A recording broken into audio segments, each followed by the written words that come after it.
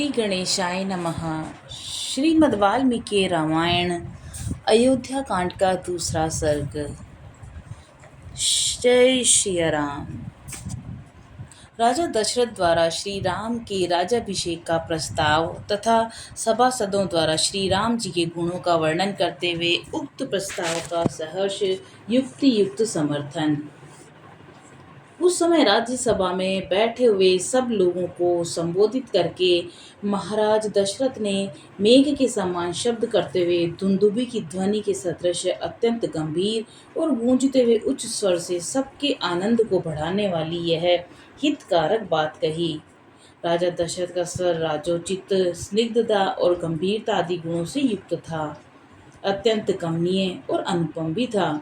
वे उस अद्भुत रसमय स्वर से समस्त नरेशों को संबोधित करके बोले, सज्जनों, आप लोगों को यह तो विदित ही है कि मेरे पूर्वज राजाधिराजों ने इस श्रेष्ठ राज्य का, यहाँ तक कि यहाँ की प्रजा का किस प्रकार पुत्र की भांति पालन किया है।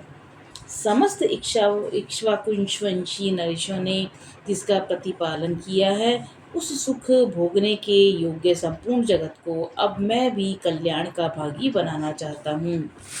मेरे पूर्वज जिस मार्ग पर चलते आए हैं, उसी का अनुसरण करते हुए मैंने भी सदा जागरूक रहकर समस्त प्रजाजनों की यथाशक्ति रक्षा की है। समस्त संसार का हित साधन करते हुए मैंने इस शरीर को श्वेत राजछत्र की छाया में बूढ़ा किया है। अनेक सहस्त्र वर्षों की आयु पाकर जीवित रहते हुए अपने इस जराजीर्ण शरीर को अब मैं विश्राम देना चाहता हूँ।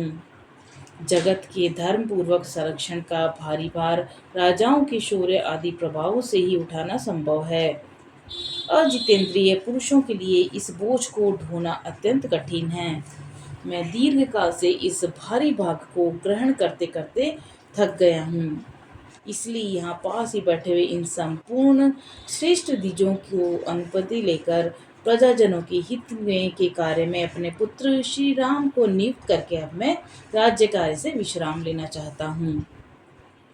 मेरे पुत्र श्री राम मेरी अपेक्षा सभी गुणों से श्रेष्ठ हैं। शत्रुओं की नगरी पर विजय पाने वाले श्री रामचंद्र व्रत पराक्रम बल पराक्रम में देवराज इंद्र के समान हैं। पुष्य नक्षत्र से युक्त चंद्रमा की भांति समस्त कार्यों के साधन में कुशल तथा धर्मात्माओं में श्रेष्ठ उन पुरुष शिरोमणि श्री रामचंद्र को मैं कल प्रातःकाल पुष्य नक्षत्र में युवराज के पद पर नियुक्त करूंगा। लक्ष्मण के बड़े भाई श्रीमान राम आप लोगों के लिए योग्य स्वामी सिद्ध होंगे। उनके जैसे स्वामी से संपूर्ण त्रिलोक भी परम सनाथ हो सकती है। ये श्री राम कल्याण स्वरूप हैं। इनका शीघ्र ही अभिषेक करके मैं इस भूमंडल को तत्काल कल्याण का भागी बनाऊंगा। अपने पुत्र श्री राम पर राज्य का भार रखकर मैं सर्वथा कलेश रहित निश्चिंत हो जाऊंगा। यदि मेरा यह प्रस्ताव आप लोगों को अनुकूल जान पड़े और यदि मैंने यह अच्छी बात सोची हो, तो आप लोग इसके लिए मुझे सहर्ष अनुमति दें अथवा यह बताएं कि मैं किस प्रकार से कार्य करूं।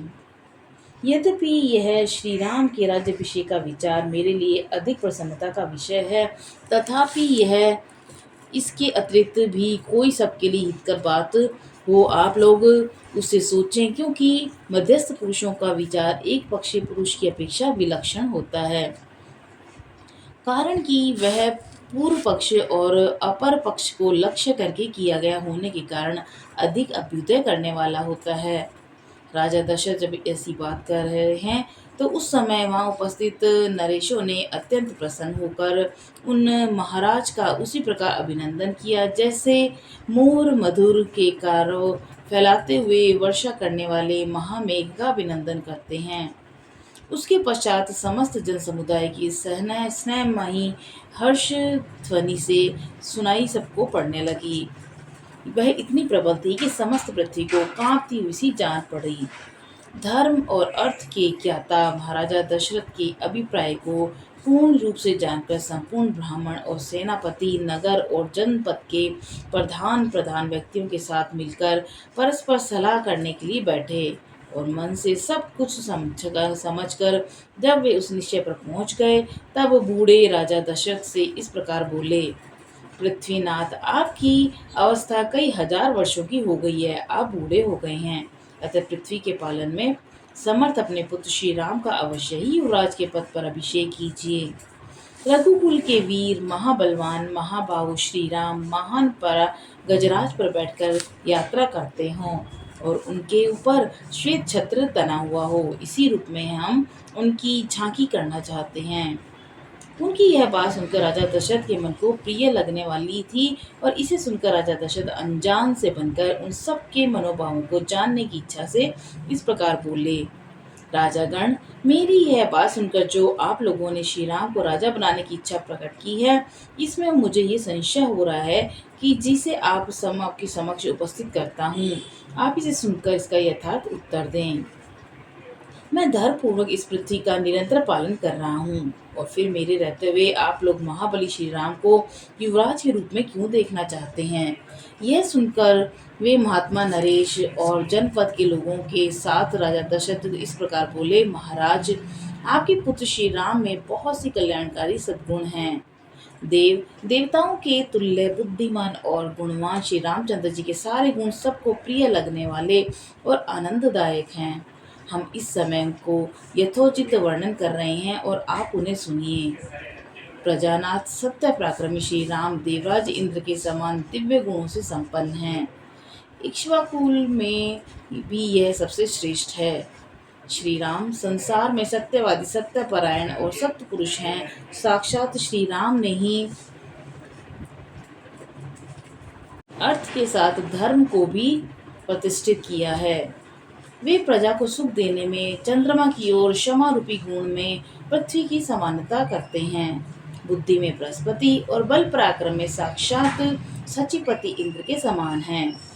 श्री राम धर्मज्ञ, सत्य प्रतिज्ञ, शीलवान, अदोषदर्शी, शांत, दीन दुखियों को सांत्वना प्रदान करने वाले, मृदुभाषी, कृतज्ञ, जितेंद्रिय, कोमल स्वभाव वाले, स्थिर बुद्धि, सदा कल्याणकारी, असूया रहित, समस्त प्राणियों के प्रति प्रिय वचन बोलने वाले और सत्यवादी हैं। वे बहुश्रुत विद्वानों, बड़े बूढ़ों और ब्राह्मणों के उपासक हैं। सदा ही उनका संग किया करते हैं, इसलिए इस जगत में श्री राम की तुलना श्री राम जी के अनुपम कीर्ति, यश और तेज का विस्तार हो रहा है।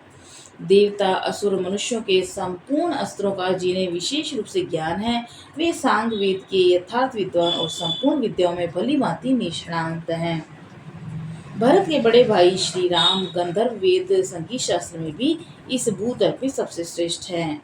कल्याण की तो वे जन्मभूमि है। उनका स्वभाव साधु पुरुषों के समान है। हृदय उदार और बुद्धि विशाल है। धर्म और अर्थ के प्रतिपादन में कुशल श्रेष्ठ ब्राह्मणों ने उन्हें उत्तम शिक्षा दी है। वे ग्राम अथवा नगर की रक्षा करने के लिए लक्ष्मण के साथ जब संग्राम भूमि में जाते हैं, उस समय वहां जाकर विजय प्राप्त किए बिना पीछे नहीं लौटते। संग्राम भूमि से हाथी अथवा रथ के पुनः अयोध्या लौटने पर वे पूर्ववासियों से स्वजनों की भांति प्रतिदिन उनके पुत्रों, अग्निहोत्रों की अग्नियों, स्त्रियों और सेवकों और शिष्यों का कुशल समाचार पूछते रहते हैं। जैसे पिता अपने औरस पुत्रों का कुशल मंगल पूछता है, उसी प्रकार वे समस्त पूर्ववासियों से क्रमशः उनका समाचार पूछा करते हैं। पुरुष श्री राम ब्राह्मणों से सदा पूछते रहते हैं कि आपके शिष्य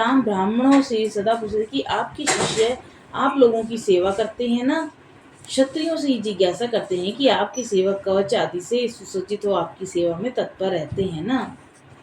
नगर के मनुष्यों पर संकट आने पर वे दुखी हो जाते हैं और उन सबके घरों में सब प्रकार के उत्सव होने पर उन्हें पिता की भांति प्रसन्नता होती है। वे सत्यवादी, महान धनुर्धर, वृद्ध पुरुषों के सेवक और जितेंद्रिय हैं। श्री राम पहले मुस्कुराकर वार्तालाप आरंभ करते हैं। उन्होंने संपूर्ण हृदय से धर्म का आश्रय ले रखा है। वे कल्याण का सम्यक आयोजन करने वाले हैं। निंदनीय बातों की चर्चा में उनकी कभी रुचि नहीं होती। उत्तरोत्तर उत्तम युक्ति देते हुए वार्तालाप करने में वे साक्षात बृहस्पति के समान हैं। उनकी भौहें सुंदर हैं, आंखें विशाल और कुछ लालिमा लिए हुए हैं। वे साक्षात विष्णु की भांति शोभा पाते हैं। संपूर्ण लोगों को आनंदित करने वाले श्री राम शूरता, वीरता, पराक्रम आदि के द्वारा सदा प्रजा का पालन करने में लगे रहते हैं। उनकी इंद्रियां राग आदि दोषों से दूषित नहीं होती। इस पृथ्वी की तो बात ही क्या है, वे संपूर्ण त्रिलोकी की भी रक्षा कर सकते हैं। उनका क्रोध और प्रसाद कभी व्यर्थ नहीं होता। जो शास्त्र के अनुसार प्राण दंड पाने के अधिकारी हैं, उनका ये नियम पूर्वक वध कर डालते हैं, तथा जो शास्त्र विधि दृष्टि से अवध्य हैं, उन पर वे कदापि कुपित नहीं होते। जिस पर वे संतुष्ट होते हैं, उसे हर्ष के साथ भरकर धन से परिपूर्ण कर देते हैं। समस्त प्रजाओं के लिए कमनीय तथा मनुष्यों का आनंद बढ़ाने वाली मन और इंद्रियों के संयम आदि सद्गुणों द्वारा श्री राम वैसे ही शोभा पाते हैं जैसे तेजस्वी सूर्य अपनी किरणों से सुशोभित होते हैं। ऐसे सर्वगुण संपन्न लोकपालों के समान प्रभावशाली और सत्य पराक्रमी श्री राम को इस पृथ्वी को जनता अपना स्वामी बनाना चाहती है। हमारे सौभाग्य से आपके ये पुत्र श्री रघुनाथ जी प्रजा का कल्याण करने में समर्थ हो गए हैं, तथा आपके सौभाग्य से वे मरीचि नंदन कश्यप की भांति पुत्रोचित गुणों से संपन्न हैं। देवताओं, असुरों, मनुष्यों, गंधर्वों, नागों में से प्रत्येक वर्ग के लोग तथा इस राज्य और राजधानी में भी बाहर भीतर आने जाने वाले नगर और जनपद के सभी लोग सुविख्यात शील स्वभाव वाले श्री रामचंद्र जी के लिए सदा ही बल, आरोग्य और आयु की शुभ कामना करते हैं। इस नगर की बूढ़ी और युवती, सब तरह की स्त्रियां सवेरे और सायंकाल में एकाग्रचित होकर परम उदार श्री रामचंद्र जी के युवराज होने के लिए देवताओं से नमस्कार पूर्वक प्रार्थना किया करती हैं। हे देव, उनकी यह प्रार्थना आपके कृपा प्रसाद से पूर्ण होनी चाहिए। नवश्रेष्ठ, जो नील कमल के समान श्याम कांति के सुशोभित और समस्त शत्रुओं का संहार करने में समर्थ हैं, आपके उन ज्येष्ठ श्री राम को हम युवराज पद पर विराजमान देखना चाहते हैं। अतः वरदायक महाराज, आप देवादिदेव श्री विष्णु के समान पराक्रमी, संपूर्ण लोगों के हित में संलग्न रहने वाले तथा महापुरुषों द्वारा सेवित अपने पुत्र श्री रामचंद्र जी का जितना शीघ्र हो सके प्रसन्नता पूर्वक राजाभिषेक कीजिए। इसी में हम लोगों का हित है। इस प्रकार श्री वाल्मीकि निर्मित आश्रमायण आदि काव्य के अयोध्या कांड में दूसरा सर्ग पूरा हुआ। बोलो सियावर रामचंद्र जी की जय, पवन सुत हनुमान जी की जय।